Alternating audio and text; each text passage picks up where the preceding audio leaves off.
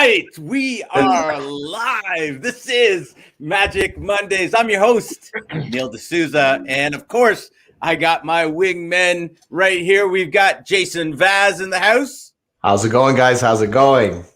Yes, Jason. And then, of course, we've got none other than Marlon. Yeah, man. Marlon Yee, man. Happy Monday, everyone. Happy Monday. You guys, we're Marlon. Recovery Monday.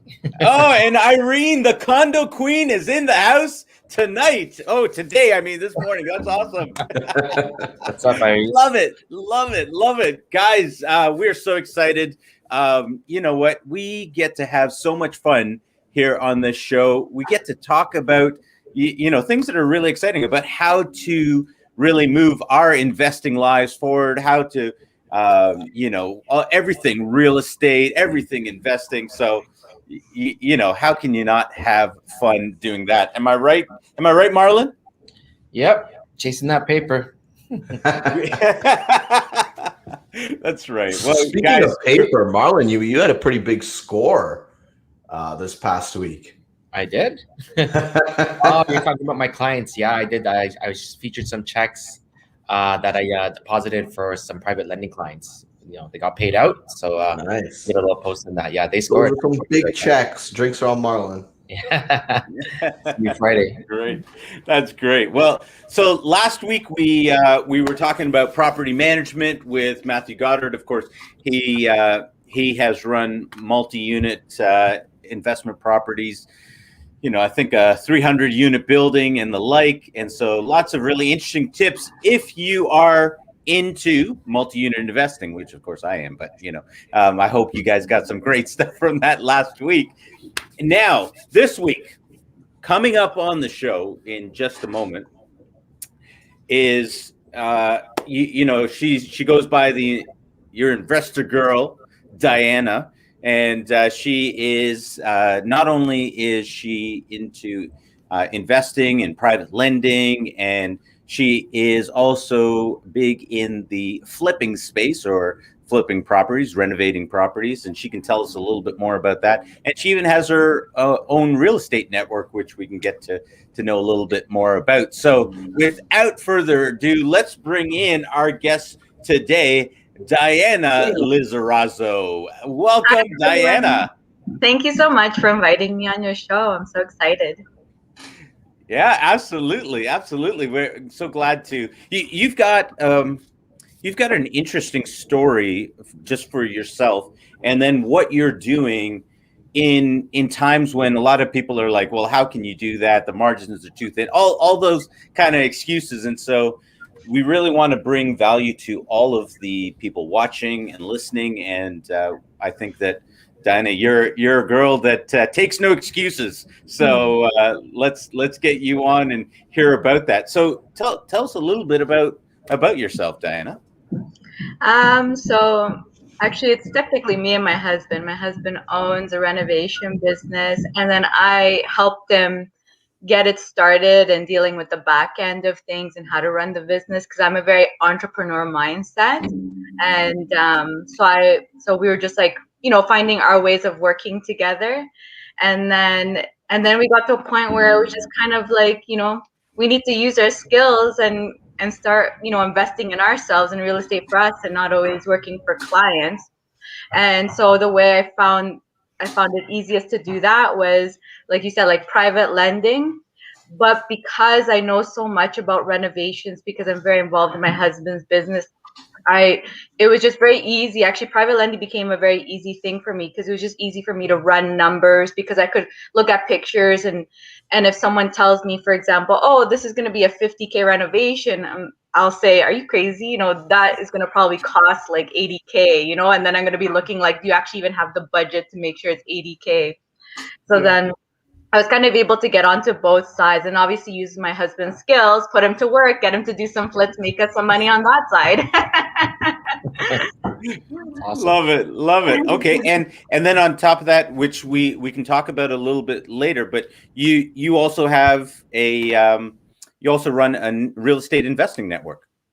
I do. Yes, I have an investing network, and it's basically like the exact way you do. To teach people, for your people to learn and understand about real estate investing, because I think it's so important, and I think it's nice for people to understand. Like, yeah, maybe it's hard or it's stressful, but the outcomes are good, and as you progress, it gets easier and easier. Because sometimes also people show like they make it seem like it's super easy, like just go invest and you'll make money. And it's just like, no, no, like let's make sure we do it in a smart way, and Yeah. understand like what are the problems that people come up with when they're doing their types of investing. Yeah. Well, and I understand that you have some sort of special or something that you're going to tell us more about, but some sort of special giveaway. Yeah, we're gonna have a giveaway, and I think we'll probably leave it to the end, right? Or should we give a Okay. little picture?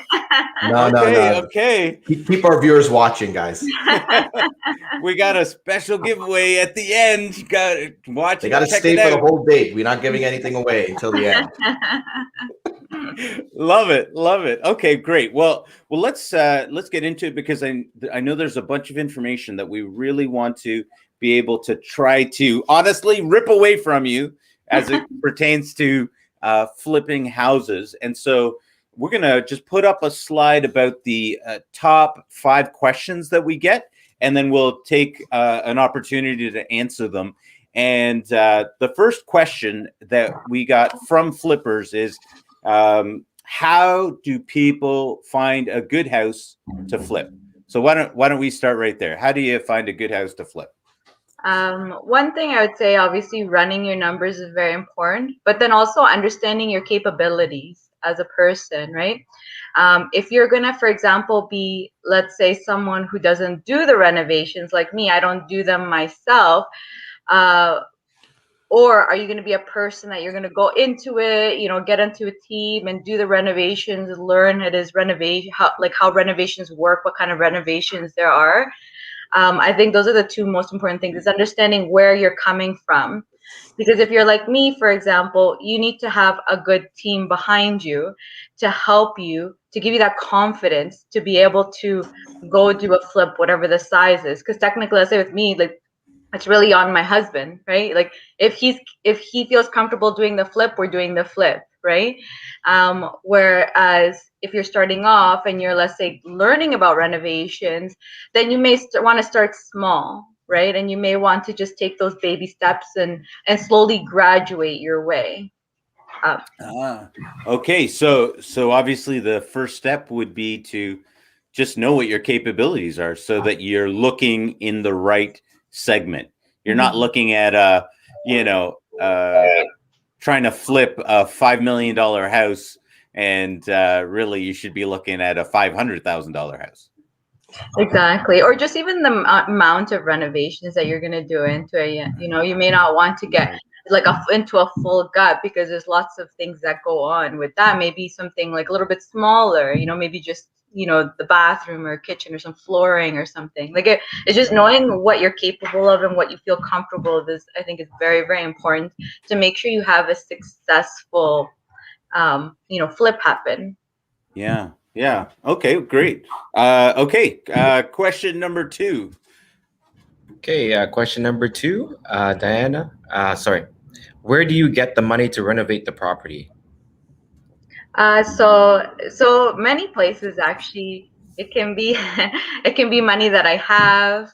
It can be money from other people. For example, the Hamilton project that we're closing on this week, that one's all OPM, so it's other people's money. So it really depends. I mean, like mortgage brokers can help you.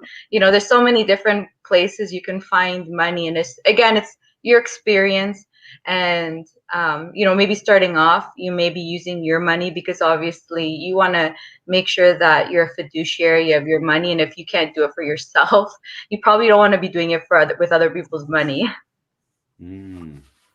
Oh, that's really important. Now, I mean, everyone always starts out with, where do I get the money to do this?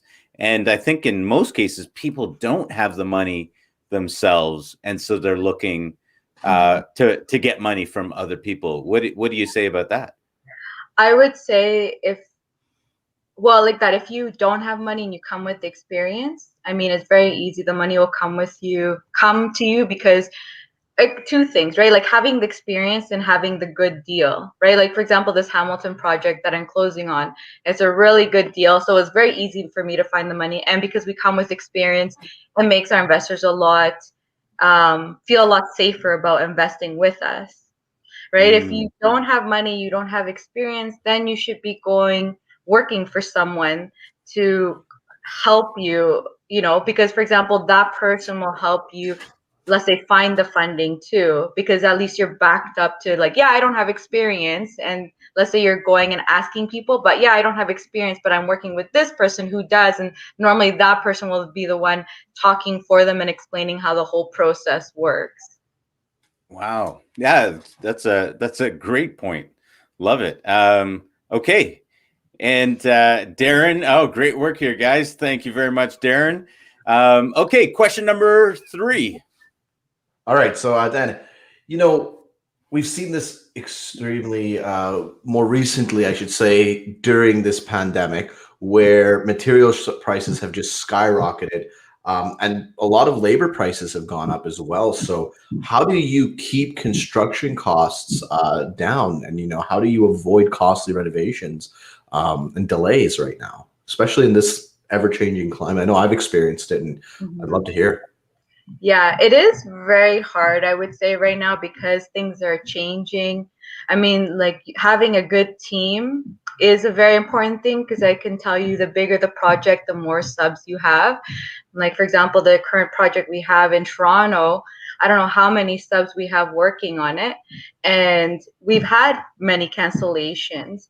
And we've had to scramble to get other people to take over. But because of our experience, like my husband's been doing renovations for 7 years, we have those teams. Diana, Yeah? can you just tell us what a sub is for those that might not know? Subcontractors. So for example, like that, like for example, my husband doesn't do landscaping. So usually we have someone on our team that does landscaping and then they'll take care of the work for us. So for example, like that in our Toronto project, our landscapers actually, it wasn't someone. The other problem became, for example, no one likes working in Toronto. At least our subs don't, because we work outside of Toronto and you don't have to deal with all the crazy traffic and problems that come with working in Toronto. So we had to hire from outside, but what happened is they canceled again, canceled the third time, not canceled, sorry, delayed, and then it canceled.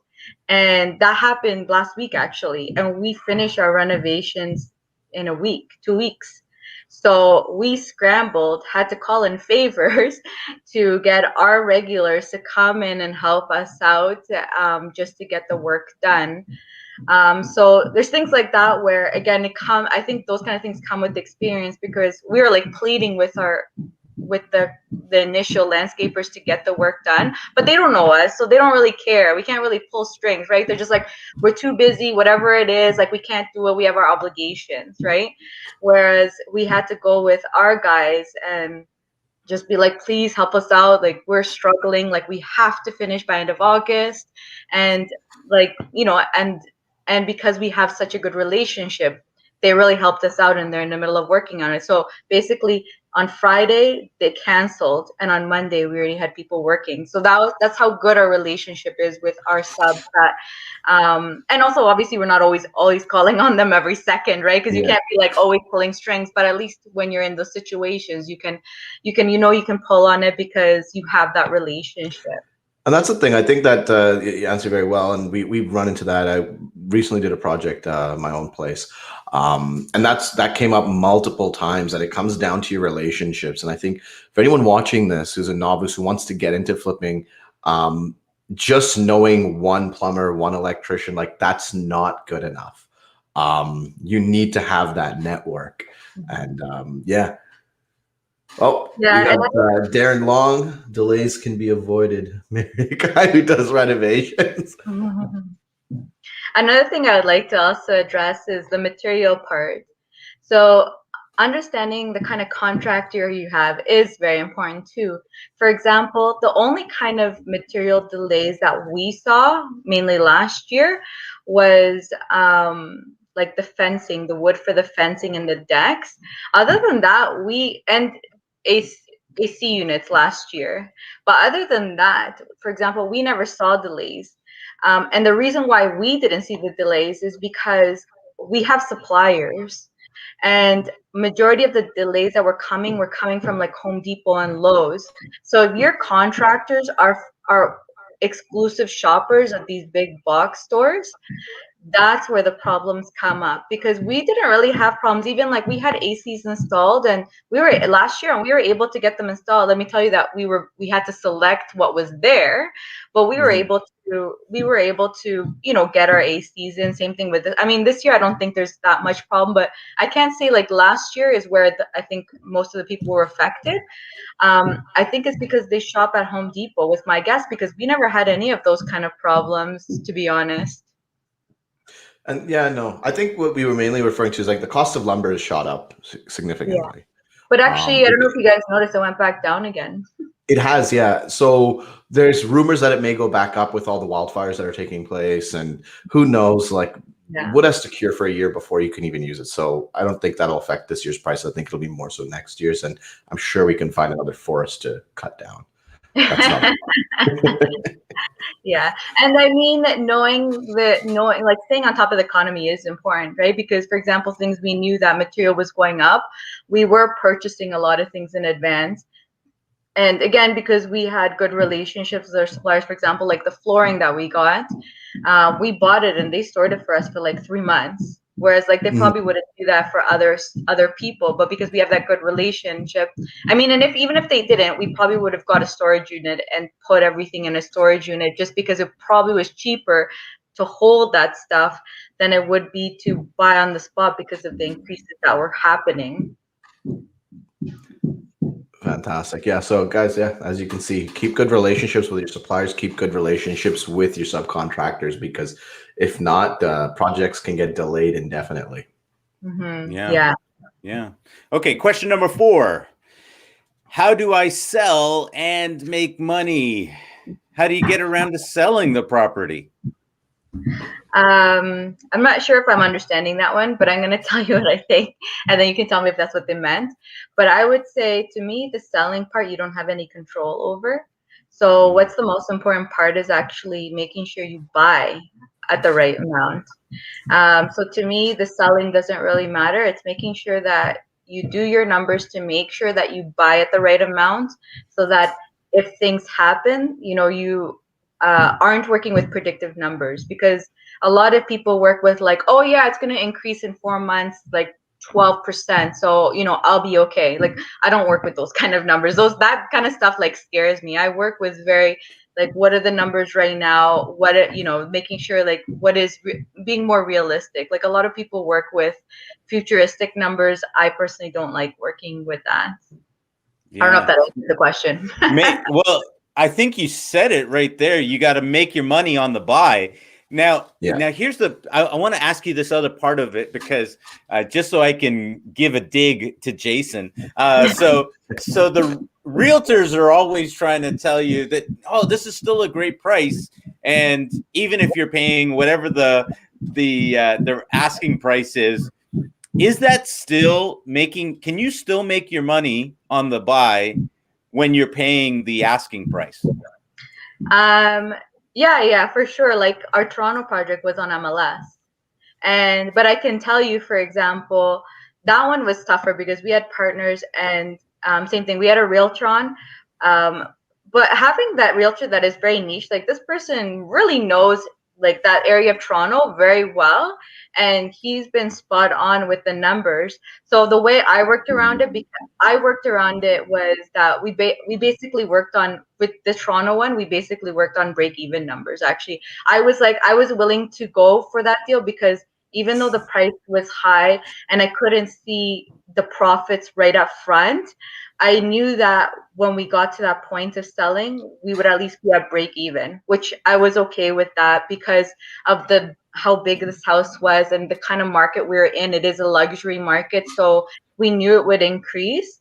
But that's how I guess I felt comfortable, was because like that this, and to be honest, like I was looking every month, I would just kind of check, like, is he, is what the realtor said like working, is it making sense, or like do we need to have a contingency plan, because that was another thing, right? Because this project was a 6-month project and of just renovations, right? So I was always looking at the market to be like, are things changing in the market? Do we need to pivot, right? Do we need to make it a smaller renovation than we've decided? Because the Toronto one was like a full gut. We spent 350,000 on the house, right? So it was something where, we keep an eye on the market in case we're like, you know what, we need to sell in 3 months, and then we're figuring out how to make that happen, right? So I think there's a couple of things, there's many things involved, and I mean, you find also deals that are under market value in MLS. Like we saw a house that in Hamilton that was like 50K, sold 50K under market value, and it was just because that person had to sell quickly. And so I think, like, don't ever discount where you're looking. And Shoot, just make sure you have that person that knows what they're doing, that they understand the niche very well. I thought for sure we were going to get to throw Jason under the bus, but I'd like to comment on one thing there, Neil. So one thing people need to kind of understand is just because you've listed something on MLS doesn't mean it goes into multiple offers. What we're noticing is polished off projects, yes, they're going to attract a lot of buyers. The rundown homes, because the nature of the market is putting in offers with no inspection, you're kind of going in blind. A lot of buyers, when they see a home that's not pristine, they get very nervous, and they say, "Hey, I'm taking a gamble as it is. This seems like a bigger gamble. Like it seems like the risk outweighs the reward." So from an investor standpoint, you can kind of come in there, because usually if the house looks a little run down, looks a little stained up, doesn't look that great, there's usually a distrust between the seller and the agent, because the agent's not telling them, "Hey, yeah, sell the complete pigsty." They're going to be instructing them to make sure they're, it looks pristine. But if there's a disconnect, you can kind of swoop in there and you can negotiate a half decent deal sometimes. Yeah, there's many things I noticed that happen on MLS. Like if your realtor doesn't have the right strategy that's going on at that time, for example, they will lose the deal. There's so many things that you see. Or for example, if someone's being cheap and they're like, "Hey, I don't want to pay the realtor buyer, like the 2.5. Yeah. And then what realtor is going to go there, right? If anything, you should be like, "Hey, can you give the buyer 3%?" Because all you're going to have everyone coming to your place, So making sure you know the strategies and is, I think, very important. And if you have a good realtor, they can tell you all the different strategies to make sure that it's successful, right? A successful buy or purchase, whatever. yeah. Oh, good stuff. Okay, number 5, Marlon. Yeah. So what if things go wrong? I guess, like, what if it doesn't come in at the value you expect it to? What's usually the exit plan? Do you hold it longer? Do you rent it out? I'm just curious what your experience is with that.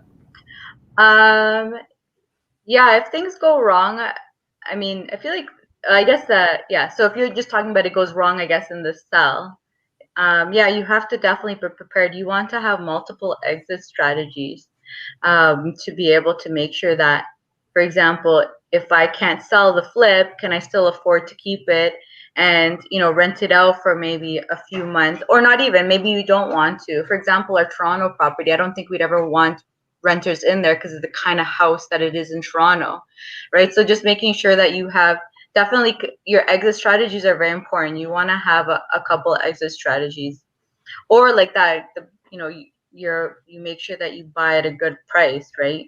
So that if you only have one exit strategy, it's like a solid strategy.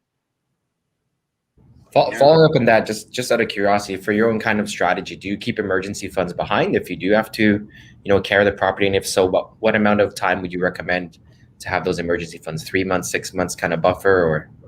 Yeah, I would say 3 months would probably be 3 to 6 months. It really depends on when you buy, actually, right? Because if you're buying in a hot market, you may get stuck in for example, like this Hamilton house, right? Technically, we're going to get stuck in November, December, which is not a good market, right? So either we need to sell in 1 month, like do quick renovations, sell by October, or start putting up on market in October, or we have to wait it out until January when the next hot market comes. So it's like knowing when you buy, I think, is also very important, because you want to strategize and be like, when is the market coming? How does the rent, like, what is the length of the renovation? So I can decide when I'm going to be selling, to make sure if I need to put some extra buffer room in there to make sure that if I am delayed, I can still make, right? So it's all in the planning, just making sure that you definitely decide, find out, from your renovations, okay, it's a 3-month project, I'm going to be hitting November. So you know what, an extra 2 months is January. And then you have like, you always do like 3 months closing period so then you kind of budget all that in. Okay, that makes sense. Yeah. Yeah. Just for viewers, Neil, I just figure, go. we're talking about hot markets. I guess we're talking about cyclical markets. So, for viewers, spring and fall are usually the two busiest times for real estate. So that's when we're referring to hot markets. We're talking those periods. But something else came to mind. Were you doing any flipping during the COVID period when there was lockdowns? Were you actually active during that period for your business? So we didn't have a flip. We had one flip like last year, for example. My husband was actually so happy because the roads were completely cleared. And so he was actually really happy because of the regulations, we were still allowed to do our renovations. But we dealt with a lot of delays. For example, like curbside was really annoying, because something that you go in, get it done within an hour, let's say, was now you sit there, and then they may take, like up to 3 hours it was taking for them to, give you the product. And so we had like those kind of delays. Curbside was kind of annoying when that was going on, when the full shutdown was happening.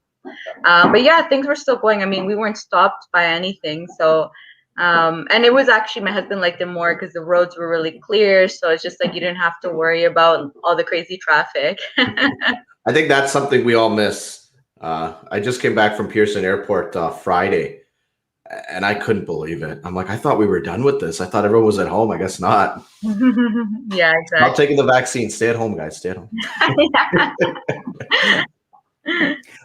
Well, Jason, do you have any questions for Diana? For me, with I like the idea of the contingency. I think you were mentioning a couple times your Toronto project that you can't really, you wouldn't like to rent it out. Personally, me, if I'm ever like I follow a little different strategy. I like to buy property, rent it out for about 3 to 4 years, and then decide whether I want to sell. So I don't build it to sell. Build it, hold it. And then see it, because with that strategy in my mind is more of I may want to just keep this indefinitely and just pull the equity out by way of a refinance. Do you think it's a bit riskier when you grab something that that you don't have that fallback of renting it out? It is risky. You definitely, flipping is a very risky strategy. So you really do have to know what you're doing. For people who've never done it, I think like the BRRRR strategy, or like renovating and holding it, is like a good intermediary step for you to get into. Because I mean, if you make a mistake, you have like 3 years to fix that mistake, and it'll always get fixed within 3 years. Right. 3, 5 years, whatever you decide to hold it, at least if a mistake happens, it's a lot easier in the long term. Like if you make a very big mistake on a flip, I mean, and like that, for example, if it's not a property that you can rent out, or that like it's not a duplex, or just you don't like, it's not worth it to rent it, then yeah, it could be a really big mistake. Yeah. And what are some of the things that we do to kind of mitigate those risks? Because I think me personally, and maybe you've seen this, I run across so many people that want to start flipping houses, and I think I spent 80% of the conversation talking them out of it. Just because they lack the knowledge. And people really think it's as simple as buying a house, throwing a coat of paint on, hire a contractor, he's there for the weekend, and bang, you put it back on the market. I don't think, and anyone who's watching this that thinks that they can flip houses, like it's a lot of work, and you run into a lot of problems. So as I said, for the risks factors, or anything you do that, any tricks of the trade that you can share with us, that you use to kind of mitigate that and minimize it a little bit? I would say for example, like making sure it's a property that you can rent out afterwards, like maybe going into a duplex or something. Making it, for example, more of a cosmetic type of renovation, so that if something, so that at least the renovation part isn't so much of a like big issue, because I feel like with renovations always you're gonna have problems going on, right? Like even with us, we had so many different problems happening, and if it's gonna be your first flip, I think it'll be very, very stressful if you do something like what we did. Like if you do a gut, for example, for the first Right. time, you probably would like just cry in a hole or something. I think Marlon knows. Marlon knows. Just to share a little bit of my first project, I did a gut, and I definitely crawled in a hole and cried many nights. People It don't is. realize it. You will stay up looking at the ceiling, wondering what did I do, Yeah. and everything went well. This is with no problems. It's just it's a lot of stress. Yeah. Well, Yeah. that's what I mean though. A lot of people like there's always problems in a flip, right? Yeah. But just because you make money on the sell of it, there's lots of problems that go on. Always. Like I don't think you never will have a problem in a flip, because there's always something that's gonna happen. Like either material wise, contractor wise, house wise. Like you open up a wall and you're like, oh no, why did I even open that wall up? The roof, for example, our roof caved in, almost caved in. Like we had to replace the beams.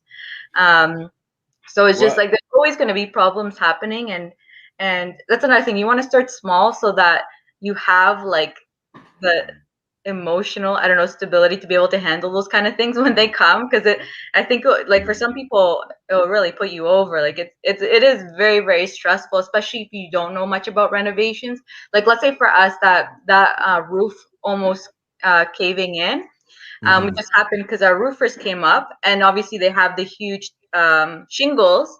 So That they our just roof throw was, right up on top. Yeah. yeah, and the roof was doing one of these, and they were fall, and it was like ready to fall. To someone that may have been like a huge, scary problem.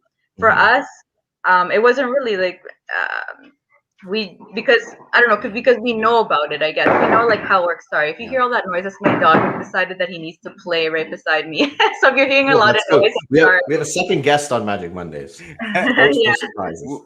so Diana, I know that you actually teach people about that as part of your network, and why don't we, can you tell people how they can get a hold of you and they get more of you, and maybe I think it's time for come on, let us in on the on what we're getting.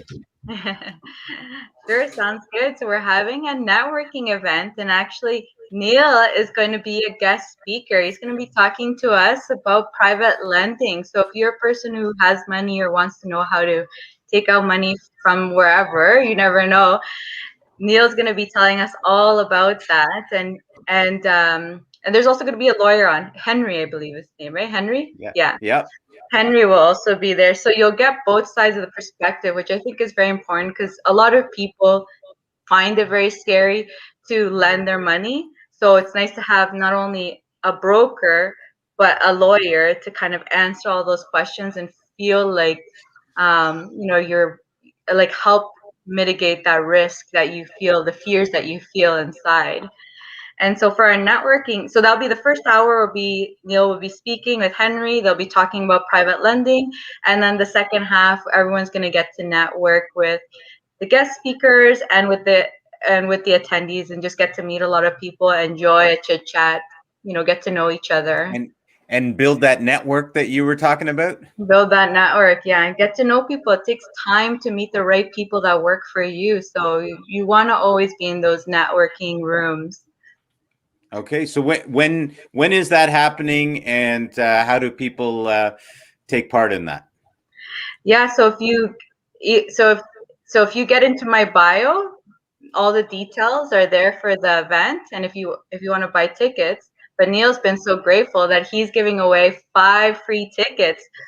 So you have to go to him and ask him if you want a free ticket, because he's going to be giving away 5 free tickets. So either if you don't get there in time, you still can buy a ticket through my bio. Love it. Love it. Okay. So we're giving away, guys, 5 free tickets. Just reach out to us here on Magic Monday. Hit the like and subscribe and reach out and let me know that you want a ticket. And we'll get you one of those 5 tickets. So first come, first serve. And that event is this Thursday. Yeah. This Thursday at what time? This Thursday at 7 to 9. At 7 to 9 this Thursday, guys. So if you want more of Diana and get to learn more and interact with her network and those professionals, and of course you get to have more of me as well. So a little plug in there. But Diana, thank you so much for coming on the show. There's so many things that we didn't get into, but that was a wealth of information and knowledge and experience nonetheless. Thank you so much for coming on the show. Yeah, thank you for inviting me. I really enjoyed it, and maybe in the future we'll do another one. Love it. We look forward to that. Yeah, and we get a chance to maybe hear some of the other aspects, like even what it's like being a chick in this space, because I'm sure you've had some good stories there too. So, guys, for Magic Monday, on behalf of Diana and my co-host Jason Vaz, Marlon Yeeman, and Neil D'Souza, that's another Magic Monday for you guys. We'll see you next week.